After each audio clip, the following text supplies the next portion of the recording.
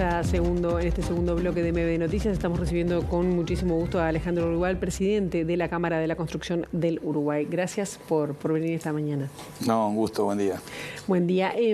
Hace unos días la Cámara de la Construcción presentó un estudio sobre el impacto de hidrógeno verde en Uruguay, que busca desarrollar un nuevo sector productivo, así lo planteaban, y también fomentar el desarrollo en el interior del país. Sabemos que recién se están dando los primeros pasos, que es una cosa que es a largo plazo, pero ¿cuáles son, si pudiera sintetizar, los principales resultados o conclusiones de este estudio? Bien, antes del estudio, primero, lo que creo que estamos es ante la posibilidad de un nuevo combustible en el mundo, de un cambio importante a nivel energético en el mundo, salir de los hidrocarburos, petróleo, gas natural, carbón eventualmente también, y pasar a cosas más sustentables como podría ser el hidrógeno verde. Verde quiere decir que se hace con un método sustentable, ¿no? No en base a hidrocarburos. El hidrógeno es romper la molécula de agua y descomponer el hidrógeno del oxígeno. Ese hidrógeno se puede usar como combustible directo como gas o hacer combustibles sintéticos juntándolo con CO2, por ejemplo. No la quiero complicar, pero quiero decir, estamos frente a una industria naciente. O sea, es una industria en el mundo. Que en el mundo están dando a distintas velocidades, sobre todo en Alemania, Francia, Europa, Estados Unidos, China, Japón, Corea. Hay distintos niveles de cómo están avanzando con el hidrógeno. Uruguay tiene la posibilidad de colgarse en esto que se está dando y empezar a correr esa carrera. Tenemos una cantidad de cosas a favor ya para arrancar, pero hay deberes para hacer. Entonces, desde la Cámara de la Construcción, que en definitiva promovemos que se invierta en infraestructura, en general, inversión en general, nos parece que apuntalar una industria naciente, como le decimos, es importante. Entonces, ¿qué hicimos? Hicimos un convenio con el Observatorio de la Universidad Católica, el Observatorio de Energía, para estudiar un poco qué le hace falta, cuáles serían los factores habilitantes, es decir, qué habría que hacer para ayudar al desarrollo de esta industria naciente, ¿no? Y ahí identificamos tres pilares, básicamente, en los que se trabajó, que es la infraestructura. Tenemos ya infraestructura como para dar los primeros pasos. De acá al 2030, por ejemplo, se analizó la infraestructura en cuanto a redes eléctricas, puertos, ferrocarriles, carreteras. Tenemos, bueno, la conclusión es que tenemos una buena base de infraestructura, hay que invertir un poco, pero hasta el 2030, si más o menos los proyectos que están en la vuelta se van confirmando, hay una buena base, capaz que hay que reforzar alguna infraestructura y alguna infraestructura nueva, pero es manejable. Ya para proyectarnos para mucho más adelante, 2040, 2050, tal vez haya que hacer inversiones mucho más grandes en infraestructura. El segundo capítulo sería el recurso hídrico, es decir, realmente hay un problema con el uso del agua, nos vamos a generar un problema, porque tampoco nos vamos a poner a producir hidrógeno verde y tener un problema con el agua.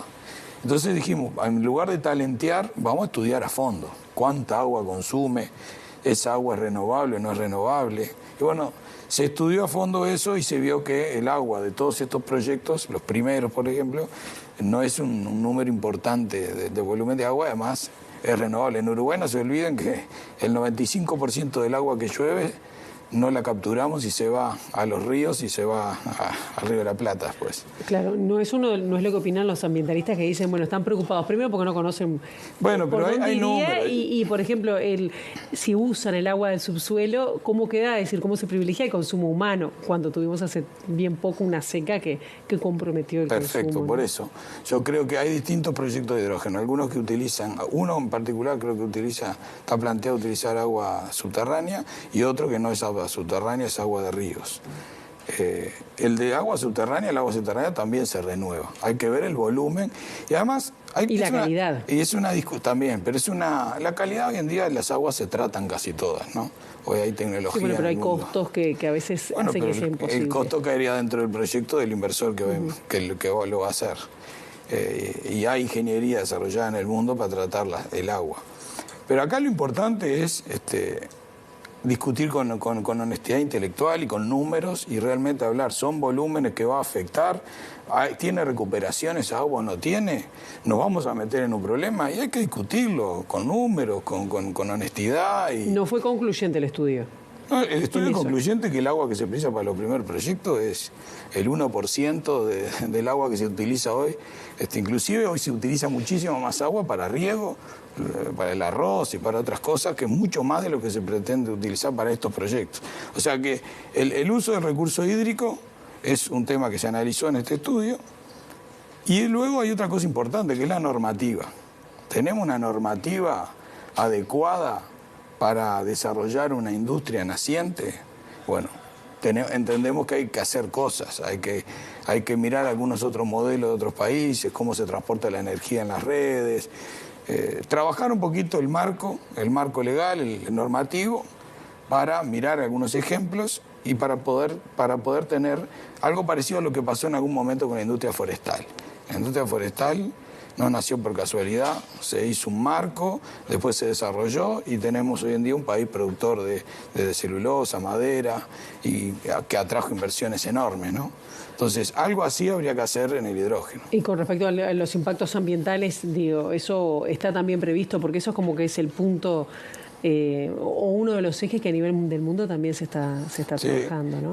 Justamente, el hidrógeno verde, para que sea hidrógeno verde, tiene que ser sustentable, tiene que manejar el recurso hídrico con responsabilidad, tiene que manejar el CO2 que capture, que sea biogénico y no que sea un CO2 que viene de hidrocarburos.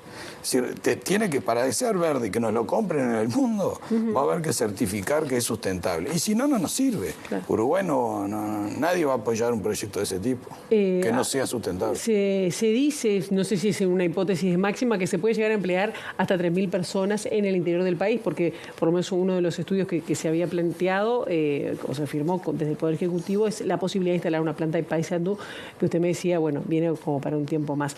Y hablando de estos 3.000 empleos, más allá de que deben ser para la construcción de la obra y no para el mantenimiento, digamos, el funcionamiento habitual, ¿qué pasa con el tema de seguridad? Pienso porque justo hoy tuvimos hay un paro del Zunca con respecto a la muerte de un trabajador.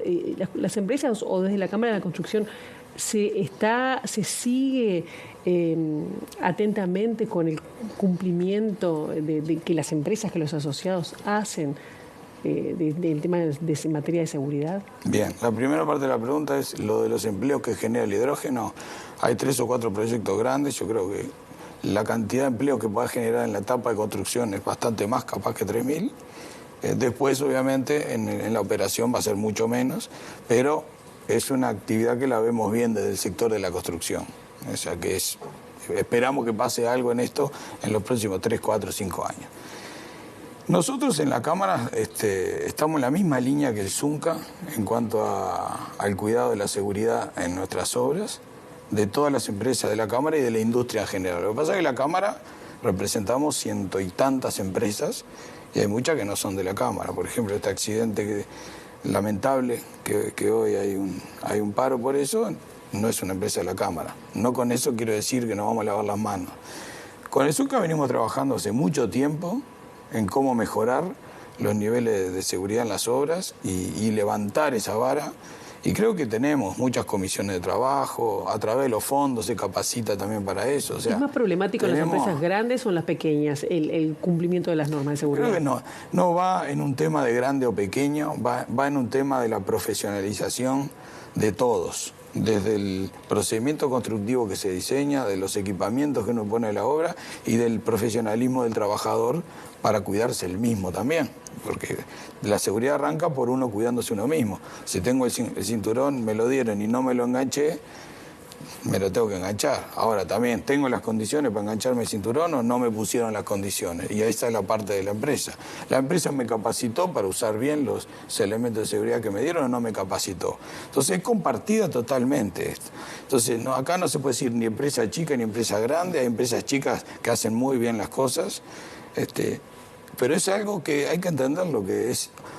Es entre todos que hay que mirar la seguridad, no se mira de una parte sola. Yo pienso porque a veces se han producido en los últimos tiempos, no tengo las cifras en la cabeza, pero más en el interior o en el medio rural, donde capaz que son, que capaz que no hay empresas de construcción directamente, sino son que albañiles o algo. Obviamente, está bien la pregunta, obviamente las empresas más formales, más establecidas, que inclusive reciben más controles, ¿no?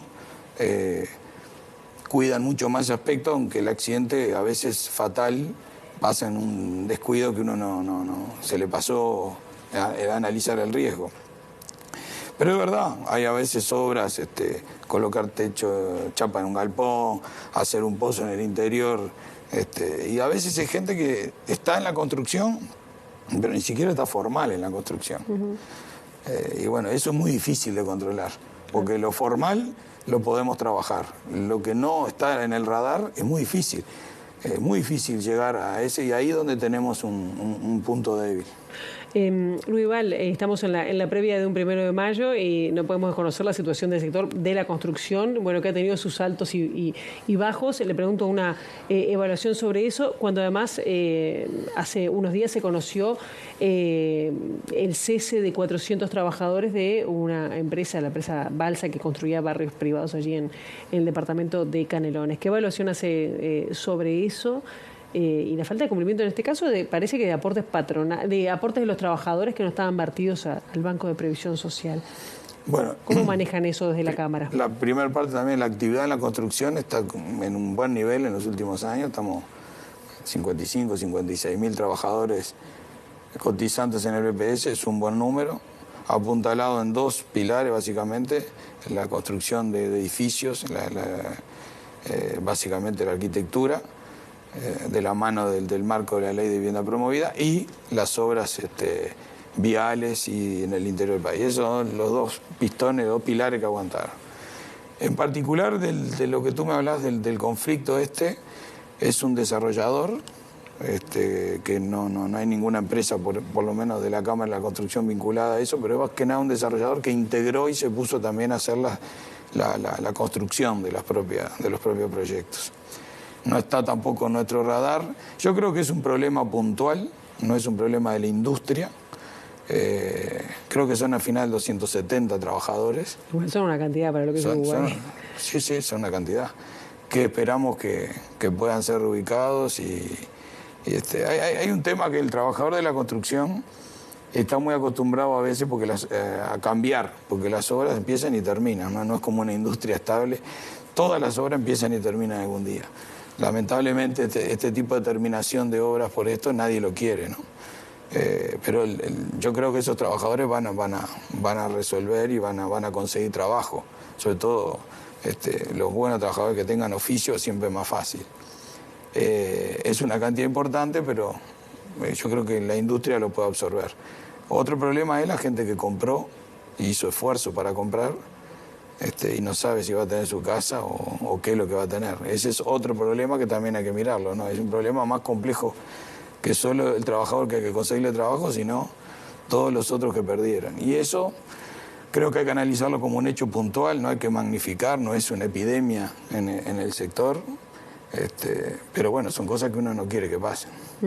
La última, la del estribo, y tiene que ser cortita, ¿no? Mire usted el compromiso que le pongo. Pero ya se entregó todo lo que tiene que ver con las obras del ferrocarril central. La obra sí está cerrada, ¿no? Entregada.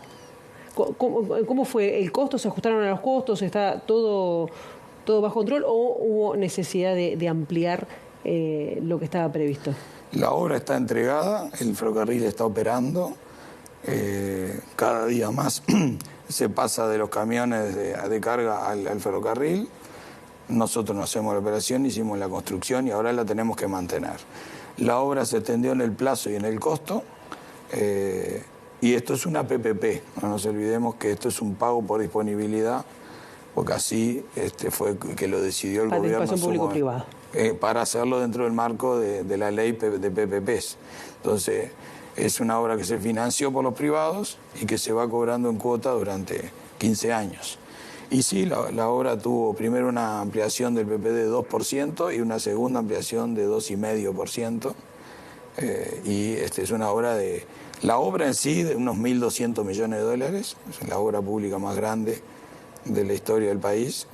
Luego el método de financiamiento hace que llegue hasta los 2.700 millones de dólares, pero es por la forma de pago, como todas las PPP, como las escuelas, las rutas. Esa es la modalidad de pago en cuotas y el mantenimiento durante todos esos años y las reinversiones que hay que hacer. Porque en una PPP uno se obliga a mantener la infraestructura en el mismo nivel hasta el final del periodo. Entonces cada tantos años hay que reinvertirle para que no caiga la infraestructura. Alejandro Rubal, nos quedan muchísimos temas, pero bueno, se nos acabó el tiempo. Bueno, Gracias. a la orden, muchas gracias a ti.